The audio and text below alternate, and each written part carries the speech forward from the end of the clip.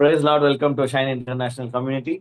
இயேசு கிறிஸ்துவின் நாமத்திலே உங்களுக்கு என்னுடைய வாழ்த்துதல்களையும் ஸ்தோத்திரங்களையும் சொல்லிக் கொள்கிறேன். இந்த நாளுடைய வார்த்தை தியானத்துக்கு போறதுக்கு முன்பதாக நம்ம எந்த ஒரு சீரீஸ் கண்டினியூஷன்ல இருக்கோம்னா நினைவு கூட்ட விரும்புகிறேன்.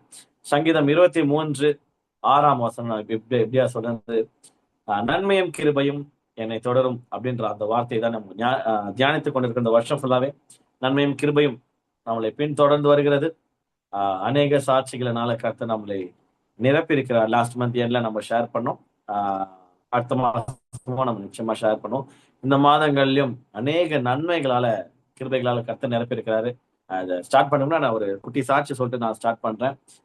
நம்மளுடைய தானிப்பண்டி சர்ச் நம்ம கட்டுமான பணிகள் ஸ்டார்ட் பண்ணியிருக்கோம். இதுவுமே நன்மையும் கிருபையும் இந்த வாக்குதத்தத்தோடைய விளைவு தான் நான் விசுவாசிக்கிறேன். ஏன்னா கர்த்தர் கிருபையில இனிஷியேட் பண்ண அஸ்திபாரம் போட ஸ்டார்ட் பண்ற அந்த வேலைகள் ஸ்டார்ட் பண்ணி இந்த வருஷத்துல கர்த்தர் கிருபை பாராட்டு இருக்காரு. இது வந்து ஒரு extension of God's grace and நன்மை. கர்த்தர் கொடுத்த நன்மை, கர்த்தர் கொடுத்த கிருபை நிச்சயமா துவங்கின தேவன் முடிக்க வல்லவரா இருக்கிறார். அதை நினைப்பூட்டி இது போல உங்களுடைய வாழ்க்கையிலும் செய்து கொண்டிருக்கிறாரு. உங்களை ஷேர் பண்ண சொன்னா நீங்க பண்ணுவீங்க. பட் நம்ம நேர பற்றாக்குறை நிமித்தம் ஆண்டவர் இடத்துல அதை ஜபத்துல நீங்க நன்றி சொல்லுவது. ஆமா ஆண்டவர், என் லைஃப்ல நன்மையா இருந்திருக்கிறீங்களே, கிருபை செய்து கொண்டு வரீங்களே, நன்றி அப்பான்னு சொல்லிட்டு அதை ஜபத்துல கன்வெர்ட் பண்ண மாதிரி ஒரு ஜென்டல் ரிமைண்டர் நான் பண்றேன். போன வாரம் வந்து ரொம்ப சிறப்பான ஒரு கர்த்தருடைய வார்த்தை. ஏன்னா சங்கீதம் 23:2 நம்ம வந்து தியானித்தோம் இல்லையா? அந்த பசும்புல் மேய்ச்சல் அதை பத்தி நம்ம அவரை நாத்த 2ஆம் வசனம் நம்ம தியானிச்சோம் தமிழ்ல. அவர் என்னை புல்லுள்ள இடங்களில் மேய்த்து அமர்ந்த தண்ணீர் கண்களில் என்னை கொண்டு போய் விடுகிறார். அந்த வசனத்தை நம்ம தியானிச்சோம். இன்றைய நாள்ல அதோடைய கண்டினியூஷன் தான் நம்ம பார்க்க போறோம். இது ரொம்ப ப்ரிப்பரேஷன்ல எனக்கு ரொம்ப என் மனசை ரொம்ப தொட்டுச்சு. ஒரு சில பேர் நேர்ல ஷேர் பண்ணும்போது சொல்றாங்க, நான் அழுதுனே கேட்கிறேன் எஸ்ஐசி உடைய மெசேஜஸ். எனக்கு ப்ரிப்பரேஷன்ல அது தெரியும். ஏன் அப்படின்னா, ஒரு மாதிரி எப்பவுமே என்னுடைய மெசேஜஸ் வந்து என் மூலியமா ஆண்டவர் பேசுற வார்த்தை ரொம்ப இன்டென்ஸா இருக்கும், ஃபயரா இருக்கும். பட் எஸ்ஐசியில இந்த இயர் நான் ஆப்ரேட் பண்றது வந்து போன வருஷத்துக்கு முந்தின வருஷம்லாம் கர்த்தர் இறங்குகிறார் போட்டு அப்படியே அவருடைய பாதம் பூமியில போட்டு அப்படியே அதிரும். அந்த மாதிரி அப்படிதான் நம்மளுக்கு பழக்கம். ஆனா இந்த வருஷம் இந்த சங்கீதம் 23 படிக்கும் போது ஒரு மாதிரி ரொம்ப சாஃப்டா, ரொம்ப அப்படியே தடவி கொடுக்குற மாதிரி ஜென்டிலா, எப்படி நம்ம அந்த ஆடுகளா நம்ம வந்தோம்னா நிஜமாவே நல்ல மேய்ப்பன் நம்ம கூட இருந்து தோல் மேல கை போட்டு அவருடைய மார்புல சாய வச்சு நம்மளை போஷித்தா பராமரித்தா நம்ம கிட்ட காதுல சைலண்டா ஹஸ்கி வாய்ஸ்ல அன்பு நிறைந்த வார்த்தைகளை பேசினா எப்படி இருக்குமோ அப்படிதான் எனக்கும் உணர்றேன். நான் டெலிவர் பண்ணும்போது சரியா டெலிவர் ஆகுதா மெசேஜ் அப்படின்னு யோசிச்சு பார்க்கும்போது ஷேர் பண்ணும்போது ஃபீட்பேக்ஸ் வந்து அப்படி கொடுக்குறாங்க. அது ரொம்ப நல்லா இருக்கு கேட்கறதுக்கு. ஏன்னா என்ன இன்டென்ஷன்ல ஸ்டார்ட் பண்றோமோ அது போய் ரீச் ஆகுது. அதே ஒரு டோன்ல ப்ரிப்பரேஷன்ல இந்த வார்த்தைகளும் எனக்கு ரொம்ப யூஸ்ஃபுல்லா இருந்துச்சு. அதை நான் உங்ககிட்ட நான் ஷேர் பண்றேன். அடுத்த வசனம் தான் நம்ம தியானிக்க போகிறோம். சங்கீதம் 23:3 வசனம். It's psalm of David. தாவீது எழுதின சங்கீதம். எப்படியா வார்த்தை சொல்கிறது, நான் இங்கிலீஷ்ல படிச்சுட்டு அப்புறம் தமிழ்ல வரேன். இல்ல தமிழ்ல ஃபர்ஸ்ட் படிச்சிடலாம், ஈஸியா. அவர் என் ஆத்மாவை தேய்ச்சி, நல்ல மேய்ப்பன் இயேசு கிறிஸ்து, அந்த நல்ல மேய்ப்பன் என் ஆத்மாவை தேய்ச்சி தம்முடைய நாமத்தின் நிமித்தம் என்னை நீதியின் பாதைகளில் நடத்துகிறார். இதில் நம்ம இன்றைக்கு தியானிக்க போகிற வார்த்தை வந்து ஃபர்ஸ்ட் 4 வார்த்தை மட்டும்தான். அவர் என் ஆத்மாவை தேய்ச்சி. அவர் என் ஆத்மாவை தேய்ச்சி இங்கிலீஷ்ல படிக்கும்போது he refreshes my soul அப்படின்னு இருக்கு. he refreshes my soul. எஸ்ஐசிக்கு வர எல்லாருக்குமே ஒரு ஒரு சத்தியம் தெரியும். என்ன தெரியும் அப்படின்னா, SOUL சோல் அப்படின்னு வரும்போது நம்ம போன வருஷம் கடைசியிலேயே இந்த சத்தியத்தை நம்ம தெரிந்து கொண்டோம். எனக்கு வந்து சோல் எங்க இருக்கு, மைண்ட், ஆவி ஆத்மா சேரும். ஆத்மானா என்னன்னு எனக்கு தெரியாது. ஏதோ ஆத்மா அப்படின்னு தெரியும். என்னதான் ஆத்மா அப்படின்னு யாருன்னா ஆத்மா எங்க இருக்குப்பா அப்படின்னு கேட்டா எனக்கு சொல்ல தெரியாது. ஏன்னா அது இருக்குது, நமக்குள்ளதான் இருக்குது. அப்படிதான் சொல்ல மழுப்பு தான் தெரியுமே தவிர ஆக்சுவலா ஆமா ஆத்மான என்ன, அது எங்க இருக்குன்னு எனக்கு தெரியாத காலகட்டங்களில் இந்த பைபிள் காலேஜ், நாங்க படிக்கிற பைபிள் காலேஜ் வந்து இந்த சத்தியத்தை எங்களுக்கு உணர்த்த ரொம்ப ஈஸியா இருந்துச்சு. அதுக்கு முன்பதாக நான் ஒரு விஷயத்த சொல்லிடுறேன். ஆத்மா என்றால் என்ன அப்படின்னா ஹார்ட். ஓகேவா? ஸோ ஆத்மா நான் எங்கெல்லாம் சொல்றோமோ ஹி ரெஃப்ரெஷஸ் மை சோல். அவரின் ஆத்மாவை தேர்ச்சின்னும் போது ஹார்ட் ஞாபகம் வச்சுங்க. அது ஒரு பக்கம் இருக்கட்டும். இப்போ இந்த ஜூஸ் பிக்சர் ஏன் போட்டிருக்கிறேன்னா உங்களுக்கு பார்த்தீங்கன்னா வாய் வரணும் அப்படின்றதுக்காக போடல. இதுல ஒரு விஷயம் இருக்கு. இங்க இந்த ஜூஸுக்கு பேர் என்ன தெரியுமா? இங்கிலீஷ்ல வந்து ரெஃப்ரெஷ்மெண்ட்ஸ் அப்படின்னு சொல்லுவாங்க. அந்த வார்த்தை ரொம்ப முக்கியம். அந்த வார்த்தை இன்னைக்கு நம்ம தியானிக்க பார்க்கணும். இதை வந்து இப்ப நான் ஒரு கற்பனையா ஒரு உலகம் சொல்றேன். அந்த உலகத்தை நீங்க போனோம். மே மாசம் உங்க ஊரு நீங்க சென்னையில எல்லாம் இருந்தீங்கன்னா அதை மறந்துடுங்க கொஞ்சம். ரொம்ப மொட்டை வெயில் தானி பொண்டி மாதிரி இடத்துக்கு ரொம்ப வறண்ட பூமி, அதாவது செழிப்பான இடம்லாம் வயல்லாம் ஒரு பக்கம் இருக்கட்டும். ஆனா மே மாசம் நம்ம ஊர் எப்படி இருக்கும்னு எனக்கு தெரியும். கிராமம், குக்கிராமம், ரொம்ப ஹாட்டான இன்டென்ஸான அந்த சூடின் மத்தியில ஒரு வெயில்ல வரீங்க, நடந்து வரோம். வண்டிகள்லாம் இல்லை, நடந்து வரோம். ரொம்ப தூரம் நடந்து வந்ததுக்கு அப்புறம் முள்ளடாப்பா சாமி அப்படின்னும் போது உட்காருங்க, வாங்க, இந்தாங்க ரெஃப்ரெஷ்மெண்ட்ஸ் சாப்பிடுங்க அப்படின்னும் போது இந்த ஜூஸை நம்ம கையில கொடுத்தா எப்படி இருக்கும்னு யோசிச்சு பாருங்க. இந்த ஜூஸுக்கு பேர் வந்து ரெஃப்ரெஷ்மெண்ட். ஓகேவா? அது ரெஃப்ரெஷ்மெண்ட்ஸ் போட்டாலே இது மாதிரி தான் வரும். இந்த லைம் ஜூஸ் அந்த மாதிரி தான், அதுக்கு பேர் தான் ரெஃப்ரெஷ்மெண்ட். ஓகேவா? இப்போ இன்னொரு புகைப்படமா காட்டுறேன். இதெல்லாம் மைண்ட்ல வச்சுக்கணும். ஓகேவா? இதுக்கும் வார்த்தைக்கும் டைரக்டா லிங்க். இதுவும் ஒரு ரெஃப்ரெஷ்மெண்ட். இதுல என்னென்ன ஸ்ட்ராபெரி அது இதெல்லாம் கலந்து வச்சிருக்காங்க. இதெல்லாம் பார்க்கும் போதே நம்மளுக்கு வாயில ஊறுது. இது ஒரு குடிக்கக்கூடிய ரொம்ப சிறப்பான ஒரு தாகமுள்ள டைம்ல குடிச்சா எப்படி இருக்கும்? ஓகேவா? இப்போ இந்த ரெஃப்ரெஷ்மெண்ட் எதுக்கு யூஸ் ஆகும் அப்படின்னா, நம்மளுடைய சரீரத்தை குளிர்ச்சியாக்கும், ரெஃப்ரெஷ் பண்றதுக்கு. அந்த வார்த்தையிலேயே அர்த்தம் இருக்குது பாருங்களேன். ஒரு கம்ப்யூட்டர் ஸ்டக் ஆகுற மாதிரி இருக்குது அப்படின்னா, லேப்டாப் கம்ப்யூட்டர்னா ரெஃப்ரெஷ் பண்ணுவோம். ரைட் கிளிக் பண்ணி ரெஃப்ரெஷ் ஆச்சா அப்படியே அப்படியே அப்படியே எல்லாத்தையும் தெளிய விட்டு திருப்பி அது வந்து ஸ்டக் ஆகிற காரியம் எல்லாமே கொஞ்சம் மாற்றும். ஓகேவா?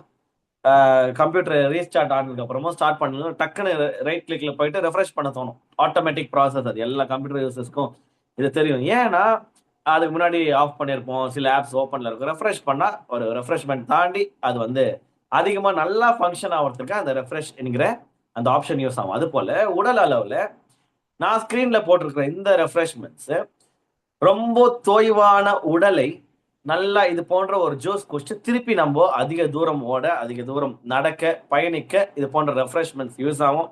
இளநீர் ஒரு நல்ல ரெஃப்ரெஷ்மெண்ட்ஸ். நல்ல வெயில்ல நீங்க வண்டி ஓட்டினீங்கன்னா இளநீர் குடிச்சிட்டு போனீங்கன்னா நல்லா இருக்கும். லைம் ஜூஸ், கரும்பு ஜூஸ், இதெல்லாம் நல்ல ரெஃப்ரெஷ்மெண்ட்ஸ். ஓகேவா? இப்போ வசனத்துக்கு நம்ம வரலாம். வசனம் சொல்லுது, he refreshes my soul. அவர் என் ஆத்மாவை, நம்மளுடைய ஹார்ட்டை ரெஃப்ரெஷ் பண்ணுவாராம். இப்ப ஸ்கிரீன்ல ஒரு பிக்சர் இருக்குது பாருங்களேன். இதுதான் அந்த வார்த்தைக்கு அடையாளம். இந்த வசனத்தை நம்ம நிறைய வாட்டி படிச்சிருக்கோம். அவர் என் ஆத்மாவை தேய்ச்சி தமிழ் 45 அப்படி போயிடும். இல்ல, அவர் நல்ல மெய்ப்பெண், அவருடைய செல்ல ஆடுகளாகிய என்னுடைய இதயத்தை, என்னுடைய ஆத்மாவை தேற்றி அப்படின்னு வரும்போது, ரெஃப்ரெஷ் பண்ணி அப்படின்னு வரும்போது, இதை எப்படி ஒரு புகைப்படமா இருந்தா எப்படி நான் தியானிக்கும் போது எனக்கு நெட்ல நான் சர்ச் பண்ணும்போது எனக்கு இந்த பிக்சர் ரொம்ப சூப்பரா பட்டுச்சு. இப்ப எதுக்கு எஸ்ஐசிக்கு இந்த நாள்ல வந்திருக்கணும் தெரியுமா? ஒரு சத்தியத்தை புரிந்து கொள்ள, கர்த்தருடைய ஆவியானவர் நம்மளுடைய ஆத்மாவை தேற்றுவார் அப்படின்னு வரும்போது எப்படி தேற்றுவார்னா, இந்த ஸ்கிரீன் பாருங்க, ஸ்கிரீன்ல இருக்க இந்த பிக்சர் பாருங்க. நம்மளுடைய இதயம் அநேக கவலை, கஷ்டங்கள், எதிர்பார்ப்புகள், எதிர்பார்த்து மக்கள்கிட்ட எதிர்பார்த்து பல்பு வாங்கின விஷயங்கள், மக்களிடம் எதிர்பார்த்து அன்பிற்கு, ஐக்கியத்திற்கு, அரவணைப்பிற்கு நிறைய எதிர்பார்த்து தொய்வு உண்டானது. ஹார்ட் பிரேக்ஸ், காதல் தோல்விகள், உறவு முறிவுகள், உறவு பிரிவுகள், சொந்த ஐ மீன் ரொம்ப பிடித்தமான உறவுகள் மரித்து போகிற காரியங்கள், இதுல இந்த மாதிரி நிறைய காரியங்கள் நம்ம ஹார்ட்ல வாழ்க்கையில நடக்க நடக்க இதயம் ரொம்ப பலவீனப்பட்டு ஆத்மா வந்து ரொம்ப தோய்ந்து போன இடத்துல இருக்கக்கூடிய ஆட்கள் யாருன்னா இருந்தீங்கன்னா, இந்த நாளுடைய சத்தியம் உங்களை பயங்கரமா தேற்ற போகுது. ஏன்னா வசனம் எப்படியா சொல்லுது, அவர் நல்ல மெய்ப்பெண், என் ஆத்மாவை தேற்றுவார். அவர் என் ஆத்மாவை தேற்றி, அடுத்த வார்த்தை நம்ம தேவையில்லை. இந்த நாள்ல வந்து இதை மட்டும் தான் தியானிக்க போகும். எப்படி நம்மளுடைய ஆத்மாவை தேற்றுவார், எப்படி வந்து என்னுடைய ஆத்மா தேற்றப்படும். இந்த பிக்சர் நல்லா ஞாபகம் வச்சுக்கோங்க. இது ரொம்ப இது வந்து சாதாரண ஆட்களுக்கு இது புரியாது. அடி வாங்காத ஆட்கள், குழந்தைங்க யாருன்னா இந்த மெசேஜ் கேட்டீங்கன்னா சத்தியமா உங்களுக்கு புரிய வாய்ப்பே இல்லை. ஏன்னா ரொம்ப டேமேஜ் ஆயிருக்காது. ஆனா இந்த டீனேஜ் துவங்கி அந்த பிக்சர் எத்துறேன், அப்புறம் போறேன். இந்த டீனேஜ் துவங்கி வயசு ஏற ஏற ஏற ஏற டேமேஜ் அதிகமாகும். இப்போ ஒரே நிமிஷம் பார்ட்டிசிபென்ட்ஸ் லிஸ்ட் நான் பாத்துக்கிறேன். ஓகே, ஐ திங்க் இங்க வந்து சரோஜாமா தான் அடல்ட். ஓகே, அப்பா வரலன்றதுனால சரோஜாமா தான் இங்க வந்து மூத்தவர்.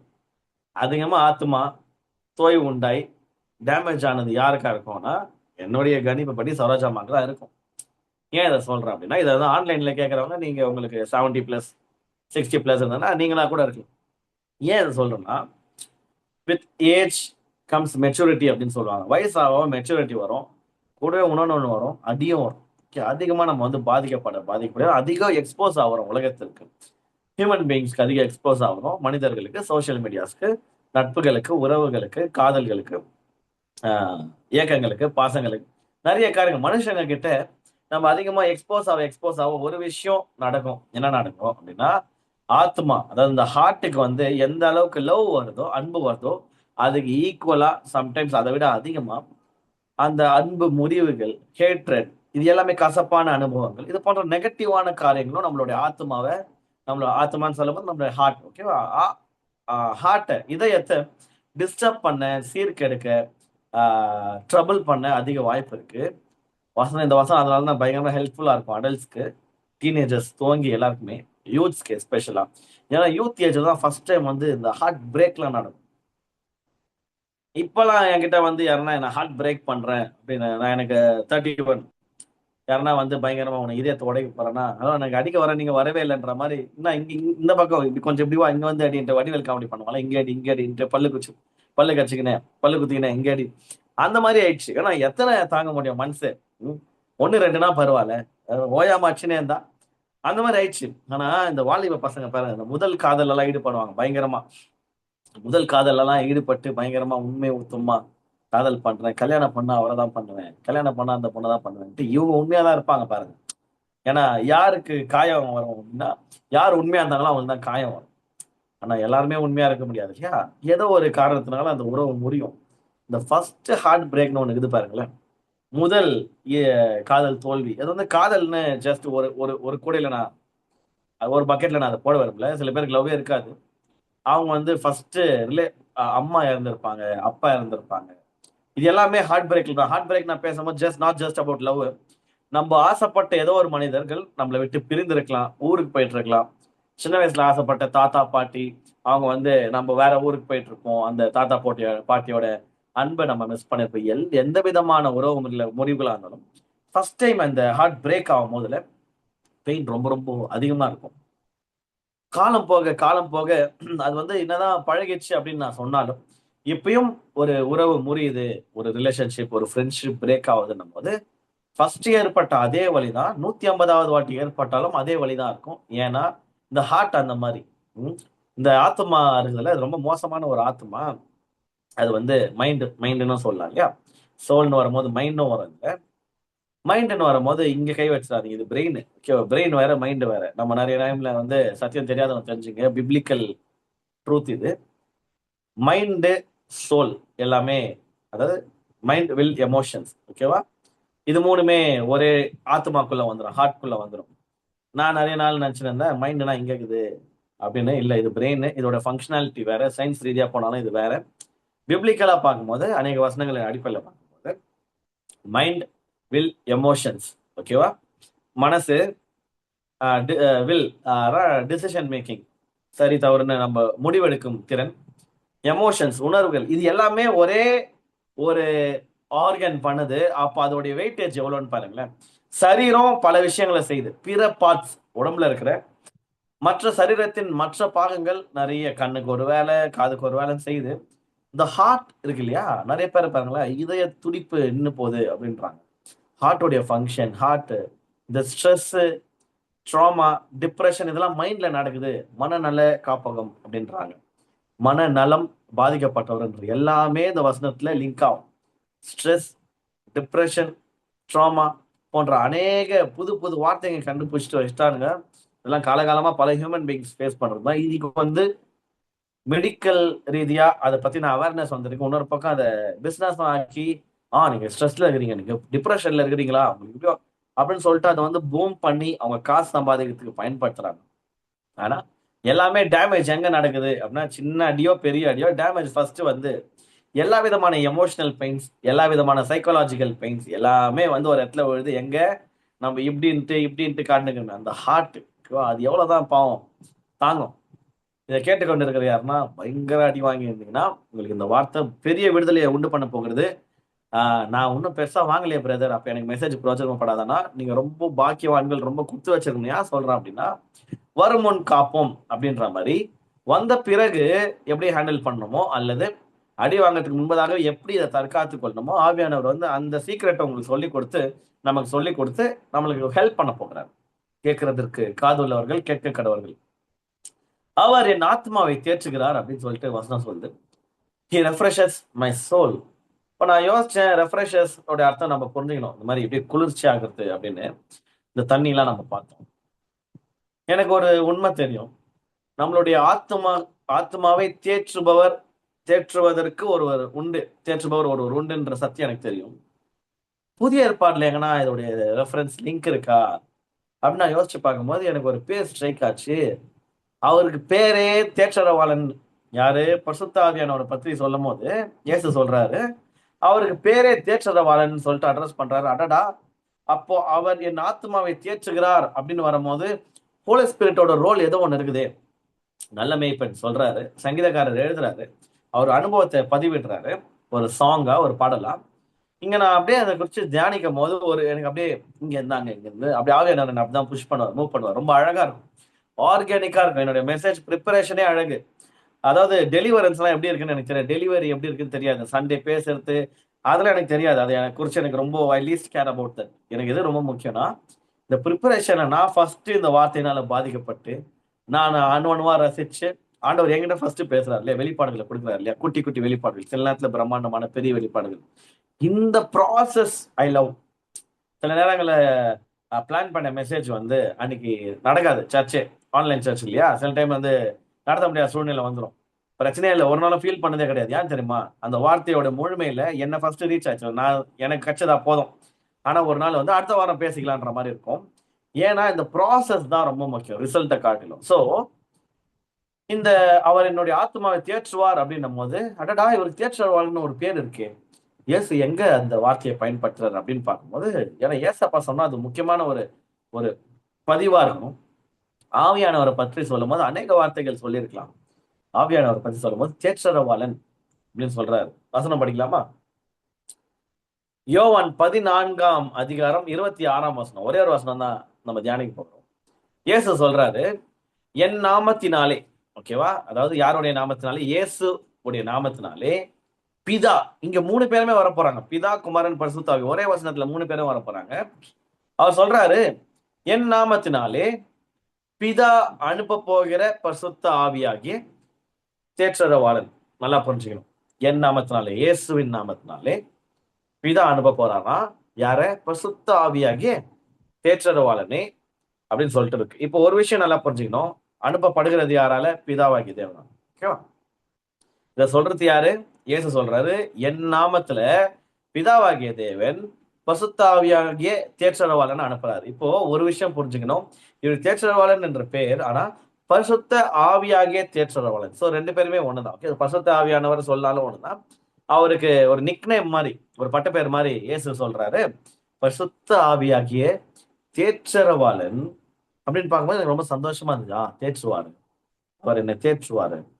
அப்போ என்னுடைய ஆத்மாவை தேற்றுபவர் யார் அப்படின்னு பார்க்கும்போது பரிசுத்த ஆவி தேற்ற போறாரு.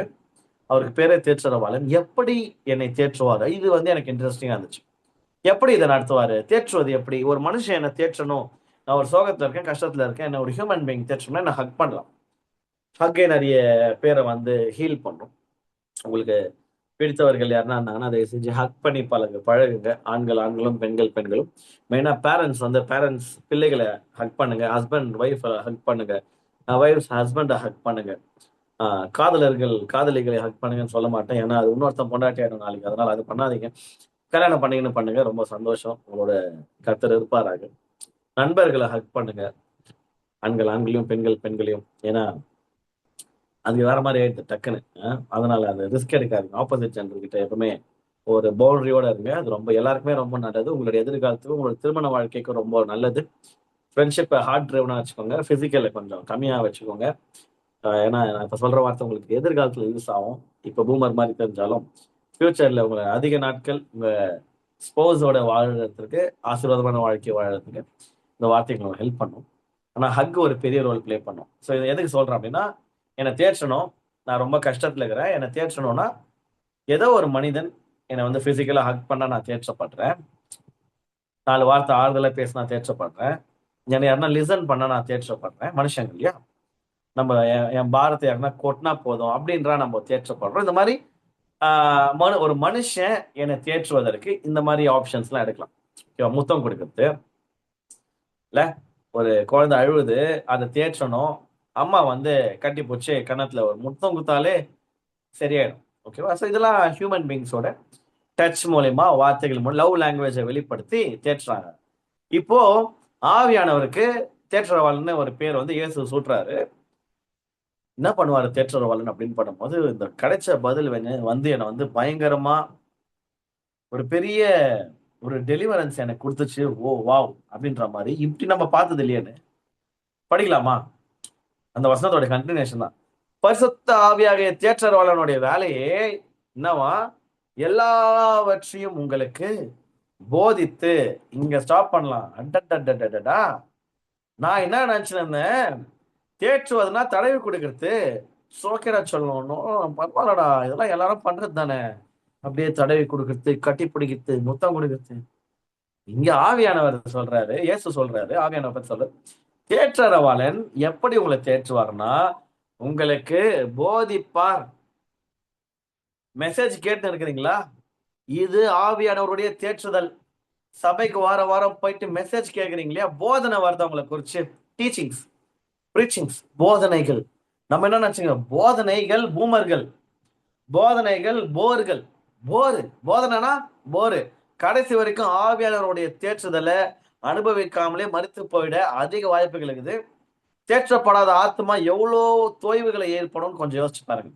யாருக்குன்னா ஸ்ட்ரெஸ்ல இருந்து ரிலீவ் ஆகணுமா? யாருக்குன்னா டிப்ரெஷன்ல இருந்து வெளியே வரணும்? யாருன்னா ட்ராமடைஸ்டா இருந்து டெலிவர் ஆகணுமா?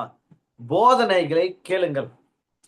நீதிமொழிகள்ல வசனம் இருக்கு, உன் தகப்பனுடைய போதனையும் உன் தாயின் போதனையை வந்து தள்ளாத.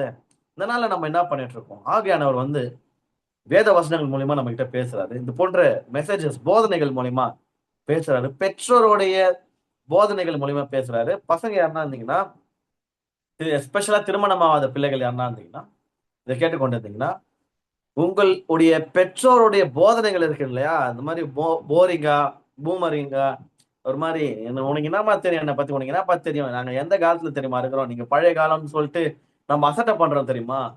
அப்ப நம்ம ஒரு விஷயத்த, ஒரு ஊழியத்தை நம்ம இழக்கிறோம். எந்த ஊழியத்தை நம்ம அசட்டை பண்ணிடுறோம்னா, ஆவியானவர் தன்னுடைய போதனையை அபிஷேகிக்கப்பட்ட பெற்றோர்கள் மூலியமா டெலிவர் பண்ண வரும்போது we are saying no, எனக்கு தேவையில்லை, நீங்களாம் பழைய காலத்து ஆளு, எனக்கு வந்து இது செட் ஆகாது, நீங்க வேணாம், நான் என் ஃப்ரெண்டோட ஆலோசனை கேட்கலாம்னு சொல்றேன் தெரியுமா?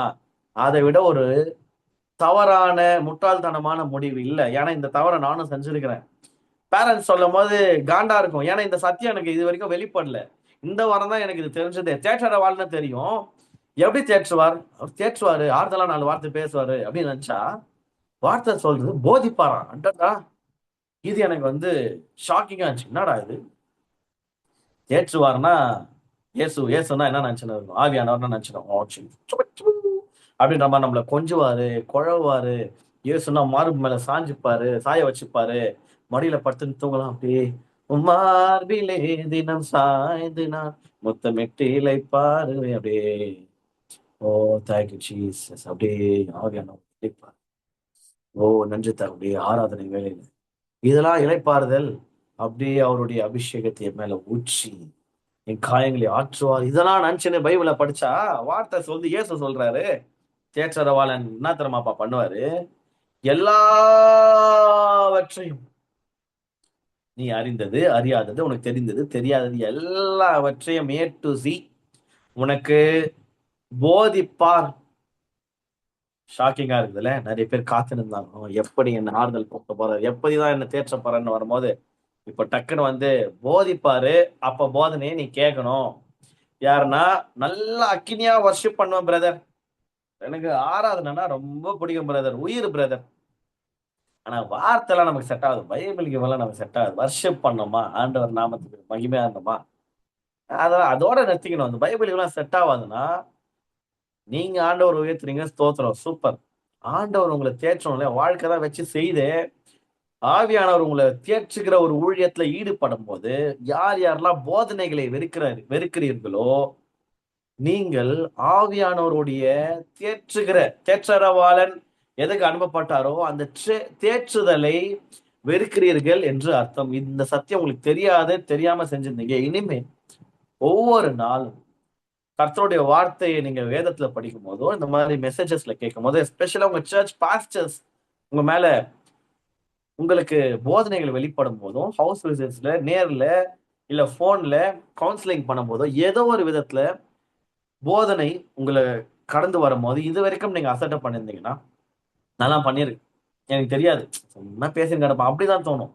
இப்பதான் தோணுது, ஓ மை காட், ஆமா, நம்ம வந்து நீட்ல இருந்தோம், இதயம் பலவீனமா இருந்தோம், ஐ மீன் ஆத்மா தோய்வுற்ற ஆத்மாவோட இருந்தோம்.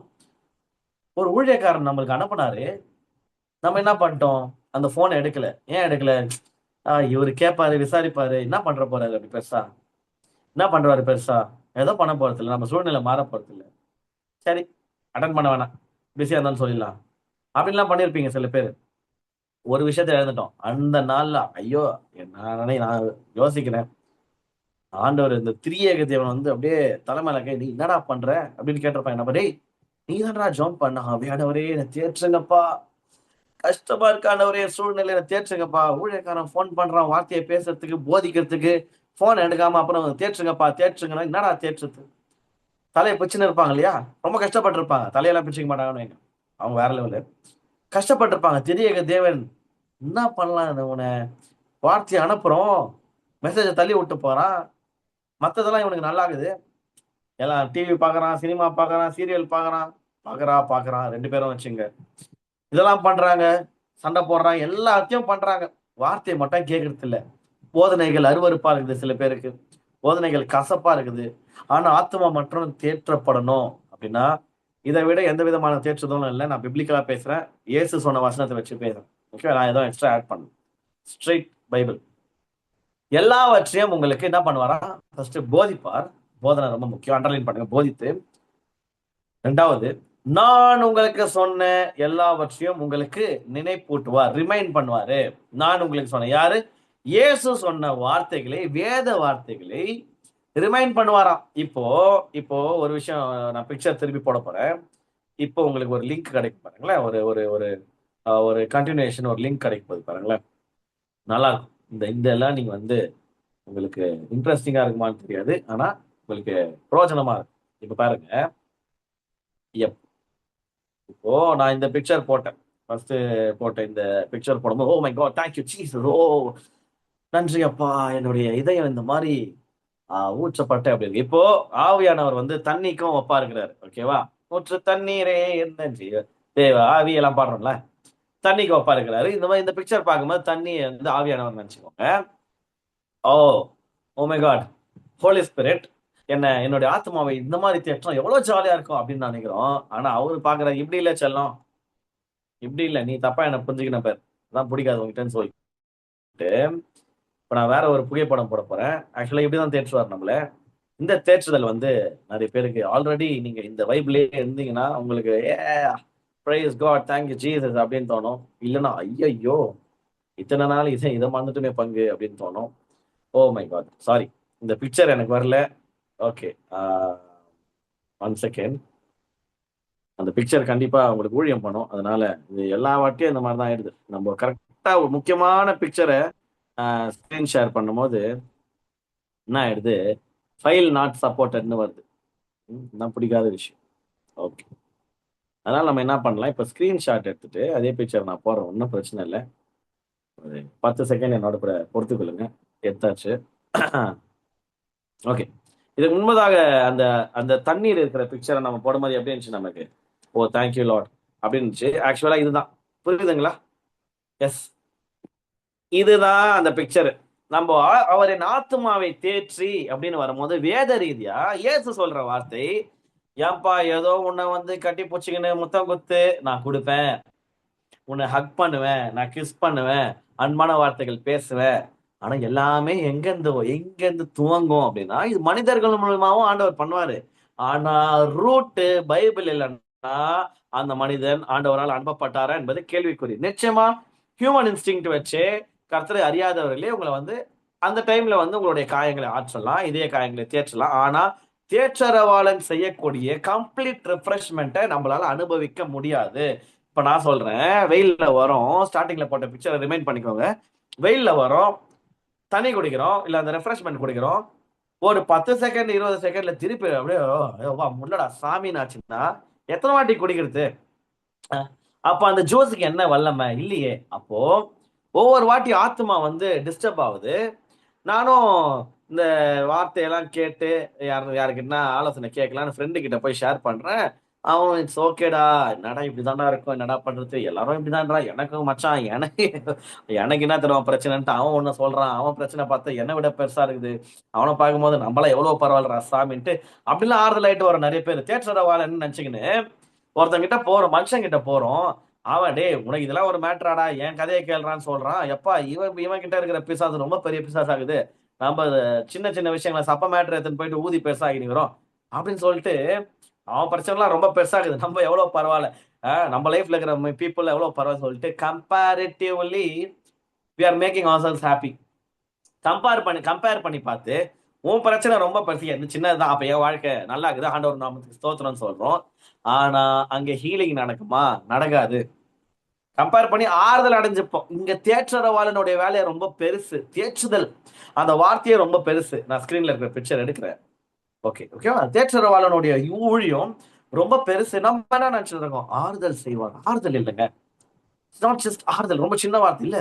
தேற்றுதல் அது ரொம்ப பெரிய வார்த்தை. அவர் என் ஆத்மாவை தேற்று, ஹார்ட் அப்படி தேற்றுவார் அப்படின்னும் போது நம்ம புரிந்து கொள்ள வேண்டிய விஷயம், ஆறுதல் இன்னைக்கு சொல்லுவாங்க, நாளைக்கு கஷ்டப்பட்டா நாளைக்கு சொல்லுவாங்க, நாளைக்கு கஷ்டப்பட்டா நாளைக்கு சொல்லுவாங்க, 3 மாசம் கழிச்சு கஷ்டப்பட்டா அப்பயும் சொல்லுவோம். ஆறுதல் சொல்றதுக்கு 1000 பேர் வரலாம், ஆனா தேற்றுவதற்கு ஒருவர் தான் இருக்கிறார் இந்த உலகத்துல. அவருக்கு பேரே தேற்றரவாளன். அவர் தான் பரிசுத்த ஆவியானவர். ஏன் பரிசுத்த ஆவியானவருடைய ஊழியம் சபையினருக்கு ரொம்ப முக்கியம் அப்படின்னா, நிறைய பேர் பரிசுத்த ஆவியானவருடைய ஊழியமே வேணாம், எனக்கு இயேசு மட்டும் போதுன்றாங்க. அவங்களுக்கு சத்தியம் பாவம் பாருங்களேன், சத்தியம் முழுமையா தெரியல. இயேசு அவருடைய ஊழியத்தை செய்து முடிச்சுட்டு வார்த்தையாக தேவன் வார்த்தையை கையில கொடுத்துட்டு போயிட்டாரு. பரலோகத்துல சிங்காசனத்துல பிதாவுடைய வலது பார்சல் வீட்டு இருக்கிறார். அவர் போன காரணமே நான் போவது உங்களுக்கு நல்லது. வசனம் சீஷர்களுக்கு சொல்றாரு பாருங்க, யோவான் 14:15 நான் போவது உங்களுக்கு வந்தது நல்லது, நான் போனாதான் பரிசுத்த ஆவியானவர் வருவாரு. அவர் உங்ககிட்ட எல்லாவற்றையும் கண்டித்து உணர்த்துவாரு, போதிப்பார், எல்லாமே சொல்றாரு. அது அந்த அந்த அந்த ஒரு சீரீஸ்ல வர வார்த்தை தான் இது இருக்கு. 14:26 நீங்க முடிஞ்சா 14வது சாப்டர் யோவான் 14 நீங்க தியானிங்க. உங்களுக்கு இன்னும் டீப்பா ஆண்டவர் உங்கள்கிட்ட பேசுவார் நான் நம்புறேன். ஏசப்பா சொல்றாரு, என் நாமத்தினாலே பிதா அனுப்ப போகிற பரிசுத்த ஆவியானவர் ரொம்ப முக்கியம். ஆவியாகிய தேற்றரவாளனே எல்லாவற்றையும் உங்களுக்கு போதிப்பாரு. போதித்து நான் உங்களுக்கு சொன்ன எல்லாவற்றையும் எப்படி எல்லாவற்றையும் உங்களுக்கு நினைப்பூட்டுவார். எப்படி ஹோலி ஸ்பிரிட் என்ன தேற்றுவார்? ஒண்ணு போதிப்பாரு, ரெண்டாவது இயேசு சொன்ன வார்த்தைகளை நினைப்பூட்டுவார், வேத வாசகங்களை நினைப்பூட்டுவார். இயேசுன்னு வரும்போது, நான் அப்படின்னு வரும்போது பழைய ஏற்பாடும் சேர்த்து. ஏன் அதை சொல்றதுமா? மத்தேயு, மார்க்கு, லூக்கா, யோவான் இதுல மட்டும்தான் இயேசு பேசணும்னு நினைக்காதீங்க. இயேசு உலக ரீதியா, ஐ மீன் உலகத்திற்கு மனுஷனா பிறந்து பேசின வார்த்தைகள் மத்தேயு, மார்க்கு, லூக்கா, யோவான்ல பதிவிடப்பட்டிருக்கலாம். ஆனால் வார்த்தையாகிய தேவன் இயேசு உலகத்துக்கு வந்ததுக்கு அப்புறம் தான் இயேசு. அவர் ஆதியில இருந்து இருக்கிறாரு. ஆதியில் வார்த்தையாக இருக்கிறாரு. அந்த வார்த்தையாகிய தேவன் ஆதி துவங்கி இப்ப வரைக்கும் பேசி கொண்டே இருக்கிறார். பழைய ஏற்பாடுல எல்லாம் எங்கெல்லாம் ஆண்டவர் பேசுறாரோ எல்லாமே வார்த்தையாகிய தேவன் பேசுற வார்த்தைகள் தான். எங்கெல்லாம் ஆண்டவர் பேசினாரோ, எங்கெல்லாம் வாக்குதத்தன் பேசுகிற பழைய ஏற்பாடுல பிதான் நினைச்சுக்காது, அதுவும் வார்த்தையாகிய தேவன் தான் வார்த்தையின் மூலமா பேசுறாரு.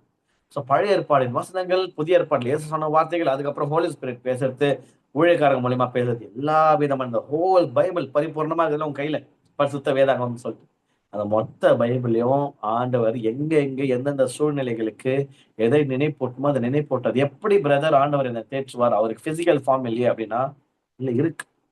அதுதான் உங்க கைகள் இருக்க வேதாகம். அது திறந்து படிங்க. இல்ல சில நேரங்கள்ல படிக்கக்கூடிய சூழ்நிலை இருக்காது. ரோட்ல போயிட்டு வண்டியில அழுதுனே போவோம், பைக்ல கார்ல அழுதுனே போவீங்க, நடந்து போகும்போது அழுதுனே போவீங்க. சூழ்நிலை அப்படி ஆத்மா தேற்றப்படணும். அப்ப என்ன பண்ணுவாரு? ஆல்ரெடி எங்கேயோ மெசேஜ் கேட்டிருக்கும், ஆல்ரெடி ஏதோ ஒரு வசனம் படிச்சு அப்ப அதை தூக்கி இதயத்துல போடுவாரு, டமால்னு தூக்குவாரு.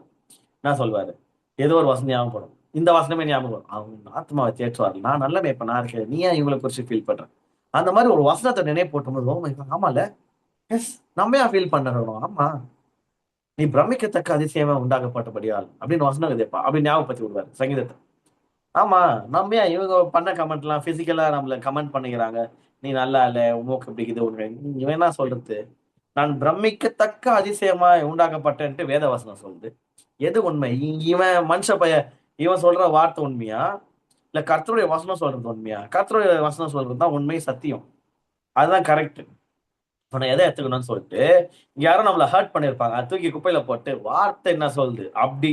இதுக்கு பைபிளை ஓபன் பண்ணி படிக்கணும் அவசியம் இல்லை. ஆல்ரெடி படிச்சிருந்தாலும், ஆல்ரெடி மெசேஜஸ் கேட்டிருந்தாலும், காதுல மைண்ட்ல ஸ்டோரா இருக்கு இல்லையா, இதயத்துல ஸ்டோரா இருக்கிறது டக்குன்னு பரிசுத்த அப்படி தூக்கி உள்ள இருந்து இந்த வாலிபால் அப்படி ஃபிங்கரிங் பண்ணி தூக்கி விடுவாங்க. அந்த மாதிரி உள்ள இருந்து அப்படி தள்ளி விடுவாரு. டேய் மைண்டுக்கு போவோம். போனதுக்கு அப்புறம் என்ன ஆகும்? ஆமா அம்மையா ஃபீல் பண்ண அப்படின்னு தட்டி விட்டு வேலையை பார்க்கறாங்க. விஷயமே அதுதான். நினைப்பூட்டுவார். ஏன்னா இந்த இந்த வசனம் வந்ததுக்கு அப்புறம் எனக்கு அவரு ஒரு லாஸ்ட் வீக் ஒரு எக்ஸ்பீரியன்ஸ் நான் அதை ஷேர் பண்ண போறேன் சாட்சியா. ஸோ நான் திருப்பி ஒரு விஷயம் ரிமைண்ட் பண்ணிட்டு நான் சொல்றேன். ஸோ காட் எப்படி நம்ம ஆத்மா இதயத்தை எப்படி தேற்றுவார் அப்படின்னா, பரிசுத்த ஆவியாகிய தேற்றரவாளன் மூலியமா தேற்றுவாரு. தேற்றரவாளன் நம்மளை எப்படி தேற்றுவார் அப்படின்னா, எல்லாவற்றையும் நமக்கு ஃபர்ஸ்ட் போதிப்பாரு. ரெண்டாவது இயேசு சொன்ன வார்த்தைகளை, வேத வசனங்கள்ல பைபிள் சொன்ன வார்த்தைகளை நமக்கு நினைப்பூட்டுவாரு. அந்த வேத வார்த்தைகள், அந்த சத்திய வார்த்தைகள் நமக்கு ஆறுதல் தரும், தேற்றுதல் தரும். புரியுதுங்களா? லிங்க் எங்க இருந்து எங்க ஆரம்பிச்சு எங்க முடியுதுன்னு. Okay. God's word brings comfort, God's word brings refreshment to our souls. நம்மளுடைய ஆத்மாக்களுக்கு கர்த்தருடைய வார்த்தையை விட பெஸ்டான ஒரு தேற்றுதல் எதுவும் கிடையாது. உங்ககிட்ட பேசுறவங்களும் ஆலோசனை சொல்றவங்களும் கர்த்தருடைய வார்த்தையினால அவர்கள் நிரப்பப்பட்டு அதுல இருந்து வேத வசனங்களை கொண்டு ஆறுதல் சொன்னா தேய்ச்சினாங்கன்னா அதை விட பெஸ்டான தேய்ச்சல் எதுவும் இருக்காது. நல்ல சரியான நபர்களிடம் உங்களுடைய ஸ்டோரிஸை ஷேர் பண்ணுங்க.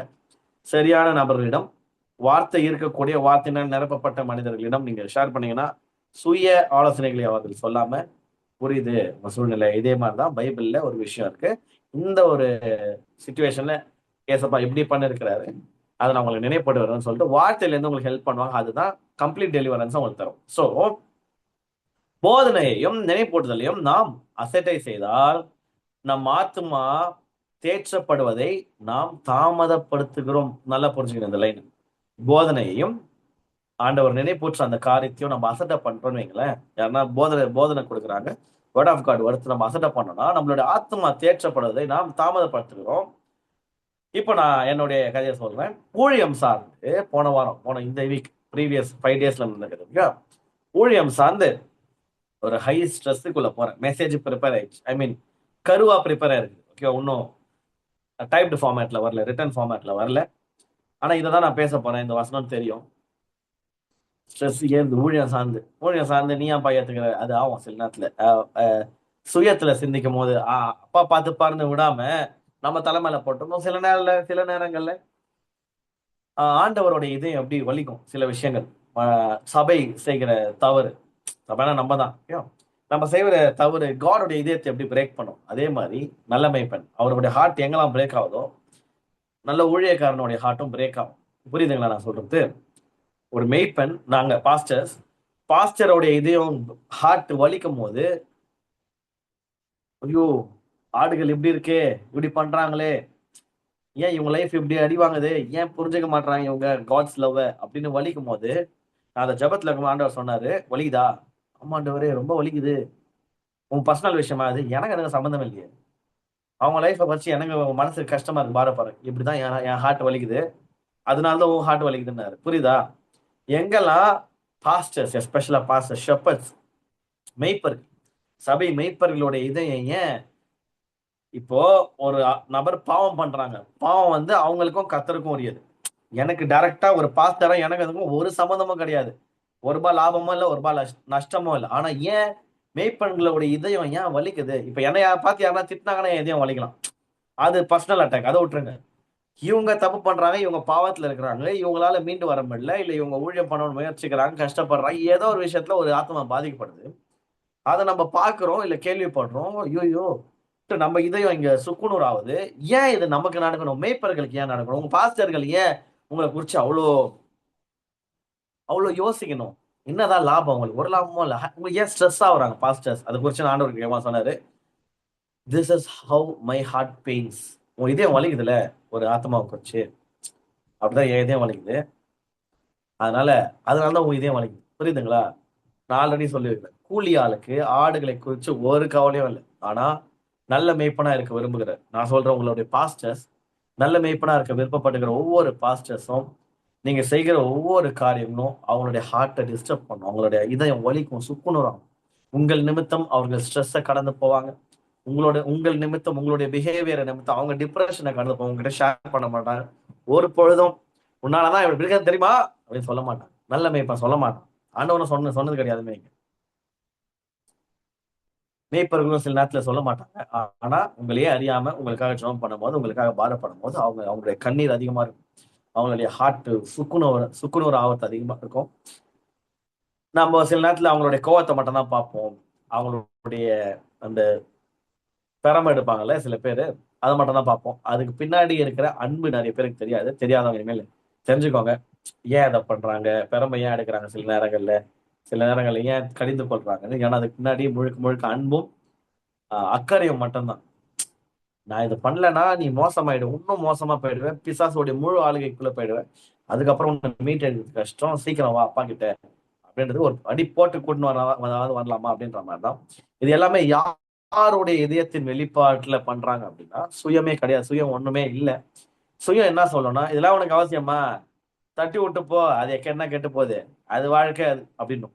ஆனா கர்த்தருடைய ஆவியானவனா நிரப்பப்பட்ட போதகர்களால அப்படி பண்ணவே முடியாது. ஐ மீன் போதகர்கள் பாஸ்டர்ஸ்னால, ஷெப்பர்ட்ஸ்னால அப்படி பண்ணவே முடியாது. எங்களுடைய ஹார்ட்ஸ் பயங்கரமா வலிக்கும், ரொம்ப டிஸ்டர்ப் ஆகும். ஸோ இந்த மாதிரி ஒரு மினிஸ்ட்ரி சார்ந்து, சபை சார்ந்து ஒரு ஹை ஹை ஸ்ட்ரெஸ் ஓகேவா, அது போகும்போது இது நம்ம இருக்கக்கூடாது, நம்ம ஸ்ட்ரெஸ் ஆகக்கூடாதுன்னு அப்பா கிட்ட கேட்கும்போது, ஏசப்பா கிட்ட கேட்கும்போது, ஜபத்துல வைக்கும் போது, இப்படிதான் ராஜா, நீ கேள்விப்படுகிற காரியங்களே உன் இதயத்தை சுக்குனராகுதே, இதெல்லாம் என்னுடைய பார்வைக்கு மறைவானது ஒண்ணும் இல்லை, இதெல்லாம் நான் பாக்குறேனே லைவா, எனக்கு எப்படி இருக்கும் கடவுளா இருக்கிறது ரொம்ப கஷ்டம்னு தோணுச்சு.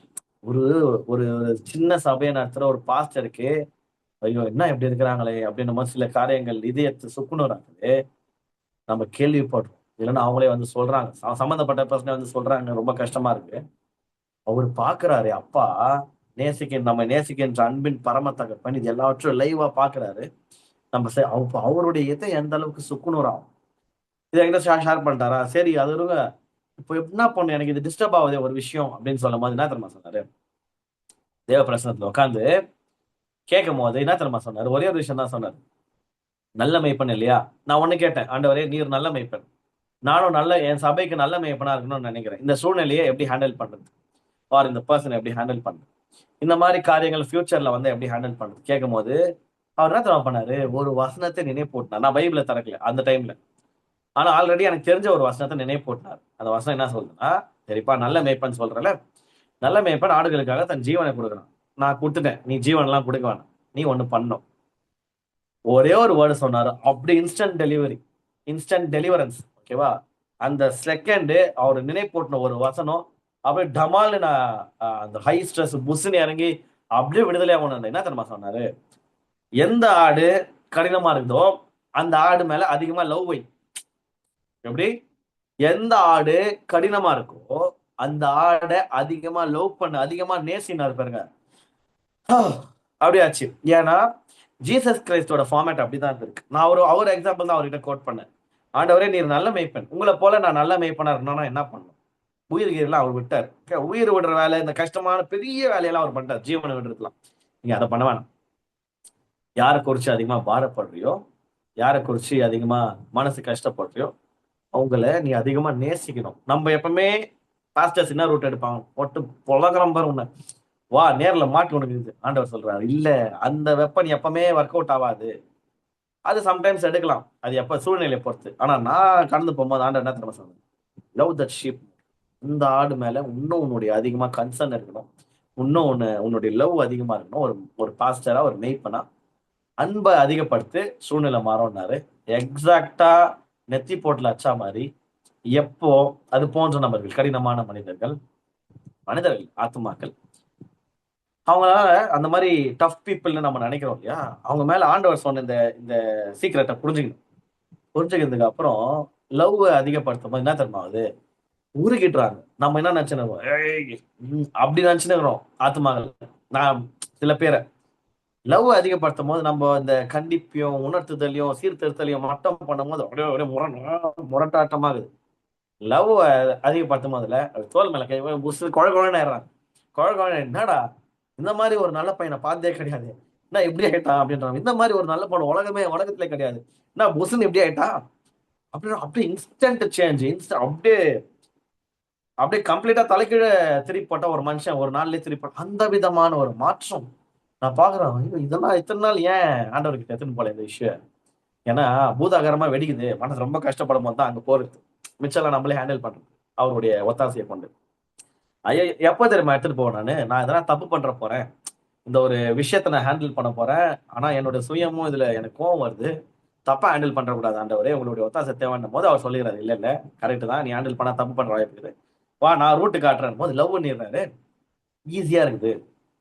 நம்ம நினைச்சுன்னு இருக்கணும், என்ன நினைச்சுன்னு இருக்கிறோம், பிறம்பை கையாளுவது கடினம், சாரி ஈஸி, அன்பு செலுத்துவது கஷ்டம்னு நினைச்சுன்னு இருக்கிறோம்ல, கிடையவே கிடையாது.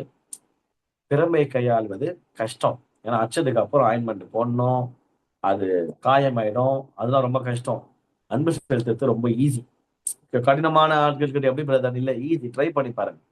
உங்களுடைய உறவுகள், சொந்த ஐ மீன் சொந்த ஹஸ்பண்டா இருக்கலாம், ஒய்ஃபா இருக்கலாம், பிள்ளைகளா இருக்கலாம், பேரண்ட்ஸ், பசங்களை மேய்க்கவே முடியல பிரதர், எப்படிதான் எங்களை திருத்தத்துனே தெரியல. அன்பு செலுத்துங்கள். ஏசு எனக்கு சொன்ன வார்த்தையை நான் உங்களுக்கு சொல்றேன், இது வந்து தனி சப்ஜெக்ட் இருக்கு. அவர் என் ஆத்மாவை தேய்ச்சி, அதை பற்றி இல்ல, எப்படி தேற்றுவார் ஆத்மா தேற்றப்பட ரொம்ப கஷ்டமா தான். நான் சொன்ன ஹை ஸ்ட்ரெஸ்ல இருந்தேன், எனக்கு அது சம்பந்தமே இல்லாத விஷயத்த சபை சார்ந்து அவரு ஸ்ட்ரெஸ்ல இருக்கும்போது அவர் சொல்லிட்டாரு, வசனத்தை நினைவு போட்டு, நான் சொன்னல ஆவியானவருடைய ஊழிய வசனத்தை நினைவு போட்டுவாரு, பைபிள் இயேசு சொன்ன வார்த்தை நினைவு போட்டுவாரு. லவ் எப்படி ஆண்டவரை நேசிக்கணும் எங்க தெரியுமா கோட் பண்ணாரு ரெஃபரன்ஸ், கிறிஸ்து சபையை நேசிப்பது போல. கிறிஸ்து சபையை நேசிப்பது போல. இப்போ நீ கிறிஸ்து இடத்துக்கு போயிடணும்பா, நீ மெய்ப்பன்ல, நானும் நல்ல மெய்ப்பன், நானும் மெய்ப்பன்ல, நீ மெய்ப்பனா, இப்ப நீ ஆசாரியானா, ஆமாண்டவரே நானும் பிரதான ஆசாரியனா, நான் எப்படி சபையினரை நேசித்தேனோ, சபையினர்னா நான் தான், நான் எப்படி உன்னை நேசிச்சேன், நீ எவ்வளவு கோளாறு, நீ எவ்வளவு முரட்டாட்டம் பிடிச்சவன், நீ எவ்வளோ கேவலமான பாவத்தை பண்ணிருக்கிற, இதெல்லாம் தெரிஞ்சும் உன்னைதான் அபிஷேகத்தை, உன்னைதான் ஆசீர்வதித்தேன், உன்னைதான் இப்ப வரைக்கும் உயரத்துல வச்சிருக்கிறேன், உன்னை கொண்டுதான் பெரிய காரியங்களை செய்யறேன், உன்னை நான் எப்படி லவ் பண்ணேன் எனக்கு யாரும் காட்டல, எந்த மோசமான கேரக்டரையும் காட்டி இவங்களையே நான் நேசிச்சேனே நல்சா, உன்னை நீ சொல்ற ஆள உன்னால நேசிக்கணும் அப்படி இல்ல, உன்னை நான் எப்படி நேசிச்சேன், I love you at your darkness, darkest. நீ இருளின் மோசமான ஆழத்துல இருக்கும் போது எப்படி உன்னை ஹீரோ மாதிரி பிடிச்சி கையை பிடிச்சி தூக்குன, அந்த லவ்வை தான் நீ உன்னுடைய சபையினரிடம் அதை மட்டும் பயன்படுத்து, தட்ஸ் எனஃப். ரெஃபரன்ஸ் வந்து கிறிஸ்து சபையை நேசித்தது போல நீங்களும் ஒரு அதாவது ஹஸ்பண்ட் அண்ட் ஒய்ஃப் பத்தி இருக்கு இல்லையா, கிறிஸ்து சபையை நேசித்தது போல. இப்ப நான் எப்படி லீடர்ஷிப்ல என்ன பிராக்டிஸ் பண்றோம், இயேசுவை போல சர்ச் லீட் பண்ணணும், இயேசுவை போல நல்லா மேய்க்கணும், மேய்ப்பன் அவர் இல்லையா, நல்ல மேய்ப்பன். அப்ப அவர்கிட்ட வந்து கொஞ்சம் காப்பி வச்சா நல்லா மேய்க்கலாம் ஆடுகளை. அவர் சொல்றாரு கிறிஸ்து நேசித்தது போலனா உயிரே கொடுத்துட்டாரு. எந்த அளவுக்கு கிறிஸ்து என்ன நேசித்தாருன்னும் போது, என்ன நேசித்த கிறிஸ்துவின் அன்பு அதை அப்படியே மக்களுக்கு வெளிப்படுத்தலான்ற ஒரு புது டெக்னிக்கை கண்டுபிடிச்சோம். சூப்பரா இருக்குது. நான் சொன்ன மாதிரி இன்ஸ்டன்ட் டெலிவரன்ஸ், அப்படியே ரிலீஃப் ஆன சூப்பரா, ஓகே கமான் லெட்ஸ் கோ அப்படின்னு அதை பண்ணும்போது பயங்கர எப்படி சொல்றது, ரிஃப்ளெக்ஷன் வந்து வேற மாதிரி இருக்கு. இதுக்கு வந்து யார் எனக்கு உதவி செய்தார், தேற்றரவாளன் ஹை ஸ்ட்ரெஸ்ல இருந்த என் ஆத்மாவை சும்மா புஷ்ன்னு ஜீவ தண்ணீரை ஊத்தி புஷ் கம்மனு கடை. இவ்வளவுதான், ஒரே ஒரு வசனம், ரெண்டு வசனம் ஆக்சுவலா நான் பேசினேன், நான் ஒரு வசனத்தை சொன்னேன், அவர் இந்த வசனத்தை வச்சுக்கோ, அவ்வளவுதான், போ வேலையை பாரு அப்படின்னு.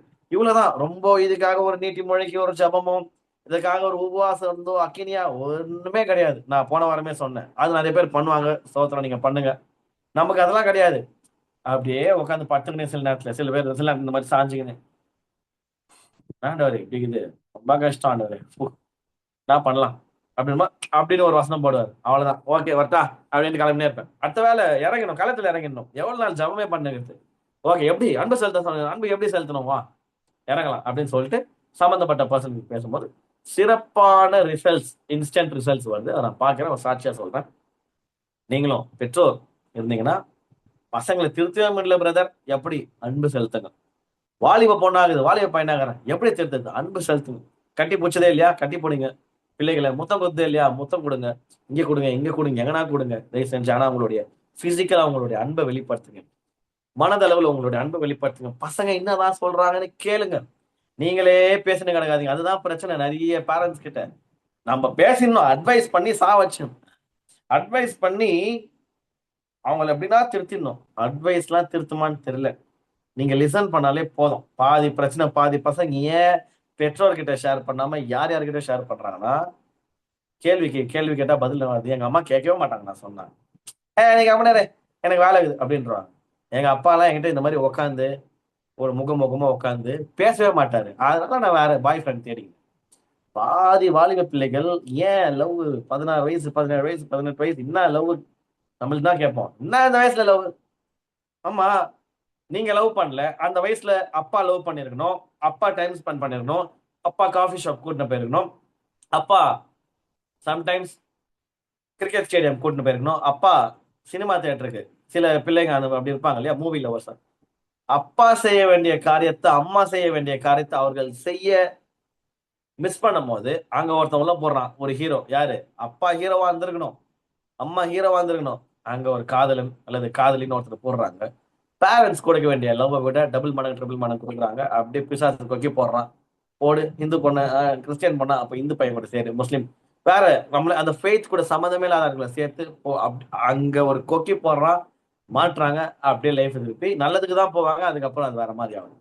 காரணம் யாரு? மூல காரணம் யார் அன்பு செலுத்தி இருக்கணுமோ, யார் அரவணைச்சிருக்கணுமோ, யார் பாதுகாத்திருக்கணுமோ, அவங்க பாதுகாக்காம எப்பவுமே தோசை கரண்டி, எப்பவுமே சப்பாத்தி கட்டை எதுக்கிறதுக்கு, சமைக்கிறதுக்கு, நான் அடிக்கிறதுக்கு, இதையே டீல் பண்ணுந்தா அப்புறம் காத்துன்னு இருக்கிறாங்க இந்த பக்கம். வேடன் மாதிரி என்னத்துக்கு எப்போ இவங்க அம்மா அடிப்பாங்க, எப்போ நம்ம கிட்ட வந்து சாயம். இப்படிதான் அம்மாக்களே, இப்படிதான் வெடிச்செல்லாம் தான் நான் இருக்கிறேன் மாமா. முடிஞ்சு போச்சு கதை, சோழி முடிஞ்சது. யாரு காரணம்?